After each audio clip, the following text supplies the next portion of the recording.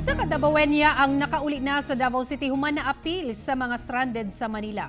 Atong sayron ang detalye ni pinagi sa live report ni Argil Relator. Argil. Yes, Sarah, tungod sa nagkataas ng ihap sa nagpositibo sa COVID-19 dito sa kauluhan, hapit na mawada ang paglaom. Ako sa Davaoenya og iyang mga kabanay nga makauli pa dinhi sa Davao City sa nanaling panahon. Apan kagahapon pipila sila sa mga nahilakip nga makauli dinhi sa first batch nga sakay sa Superflight pauli sa Davao City.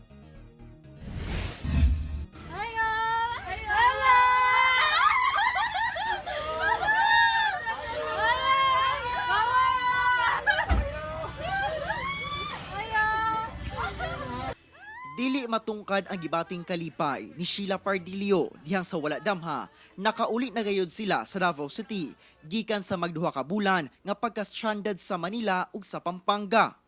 Usa siya, iyang bana ug tulo ka mga pag-umangkon sa mga naabtan sa cancellation of flights. Layo kayo sa family, of course. Wala mi kabalo kung sa dugay ba na mong stay dito. Wala mi kabalo og dito ba mi magkasakit or what. So mo na sir nga dili jud kabayran ang among kalipay nga amo ang nabati. Bahala og 14 ka adlaw sila nga naka-strict home quarantine ug dili pa makahalubilo sa ilang pamilya. Kampante na sila nga nakauli na sa syudad. Dili mi makagako sa among ginikanan, sa among family, but we are so thankful to God na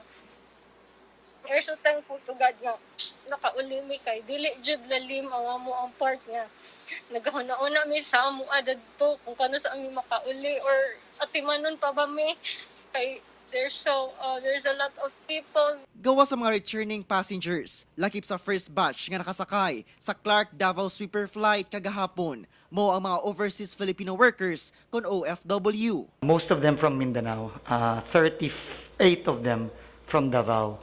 And we took care of them po. We housed them in a hotel for about a month and a half now. And I'm happy to report po through the help of the Department of Transportation and the National Task Force. Today po, the 38 Davao residents already went home to Davao today. Ugmang adlawa, laing batch na sab ang makauli sa syudad gikan sa Manila.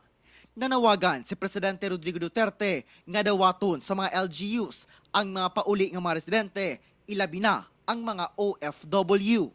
That she is virus-free, then we have to make arrangement that they can go home. Ako si Argil Relator para sa One Mindanao.